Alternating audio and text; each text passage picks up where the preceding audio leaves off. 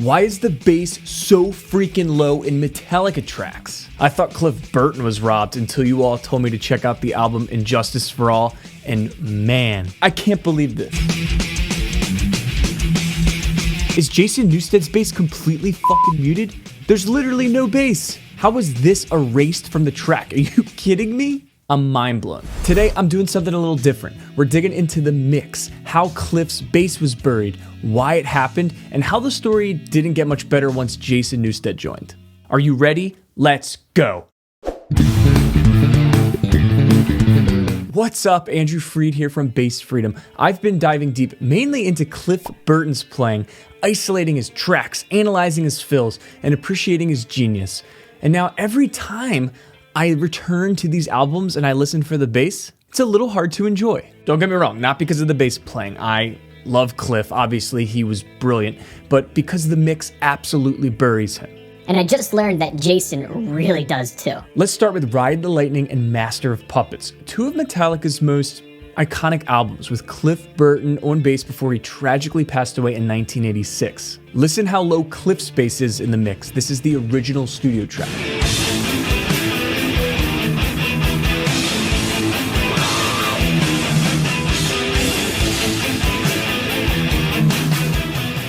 Now I'm going to show you what he's really doing. Here's what it would sound like if the bass was louder in the mix.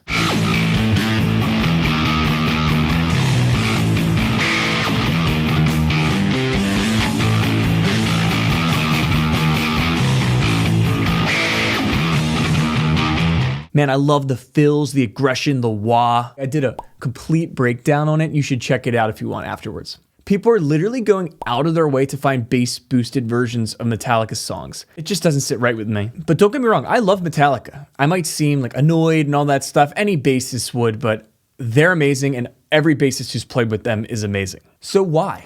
In the Cliff era, he didn't just play low notes. Cliff used distortion, wah, power chords, and his style was melodic but very aggressive.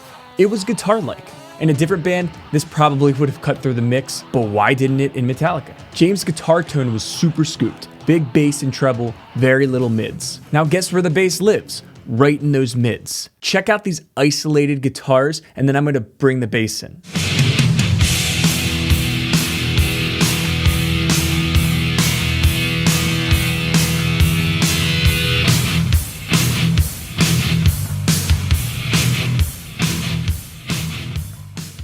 As I said, Cliff's tone was guitar-like, which might have made it a fight for the guitars instead of supporting them, and in 80s metal production, bass was rarely the star. Check out another Cliff Tunes original track.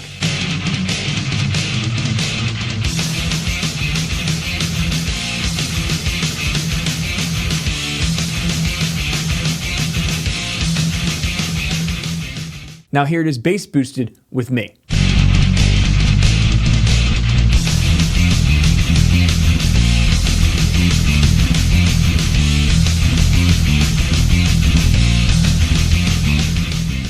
If you're digging this video so far, please give it a like, and if you learn anything new by the end, consider subscribing. It's a free way to support my channel, and you're going to see more of my bass breakdowns and all the detailed stuff I do. I appreciate you. All right, now it's time to talk about Injustice for All. Jason Newsted stepped into an impossible role, and then they completely muted him. Engineers at the time said they didn't understand this decision. His bass lines were tracked, they were mixed, and then they were erased. So Lars comes in and he goes, okay, now the bass. I said, great part.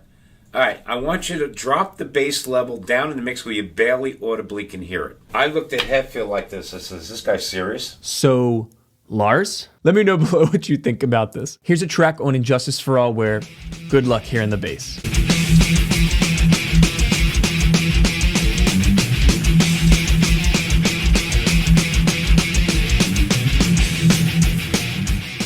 Versus how it would sound if bass were in it.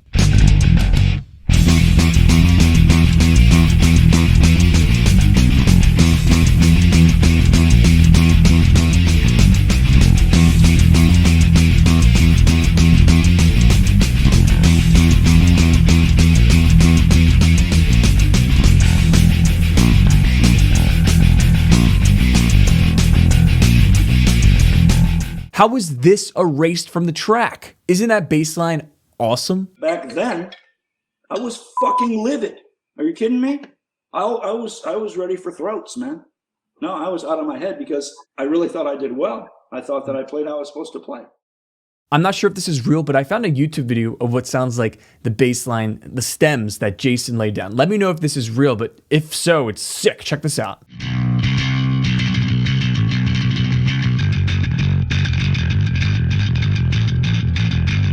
How was this buried in the mix?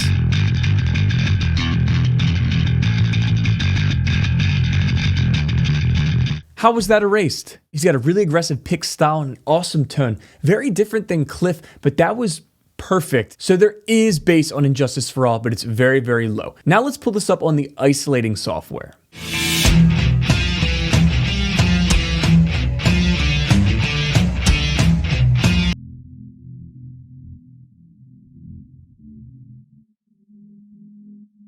I'm sure you're curious, how am I isolating the bass in all these tracks? It's thanks to today's sponsor, lalal.ai. As a bass player, I know how hard it is sometimes to hear what's actually going on the low end, especially in songs like these Metallica tracks. lalal.ai is an AI-powered stem separation tool that allows you to extract vocals, drums, guitar, piano, strings, synth, and of course bass from any audio file with incredibly clean results. They're the world's first 10-stem separator. I use this software not just to hear parts better, but sometimes I remove the bass entirely so I can be the bass line and lock in with the rest of the track like I'm the one on the record. Or maybe I'll just lock in with the drum-only track. You can do anything. It's a really powerful practice tool for musicians, DJs, producers, content creators, or anyone who wants to explore the music they love more deeply. Check it out at the link below, and a big thanks to lalal.ai for supporting my channel. Jason is different than Cliff, but man, he's a beast. I've never really heard his bass lines like this. It's definitely a debated topic that I am now very interested in. Cliff's legacy didn't need volume to be massive. He inspired a generation of bassists. But still, I can't help wondering, what would Master of Puppets felt like?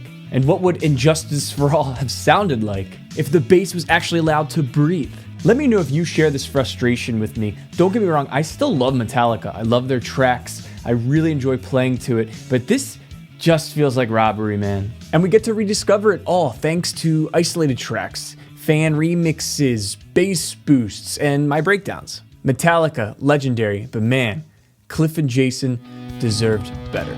I appreciate you watching this video. It was a little different from my normal breakdowns, but this was still a lot of fun, a topic that I just needed to dive into. If you want to see my detailed Metallica breakdowns, check out whichever one you want, and I'll see you next time. Subscribe. Peace!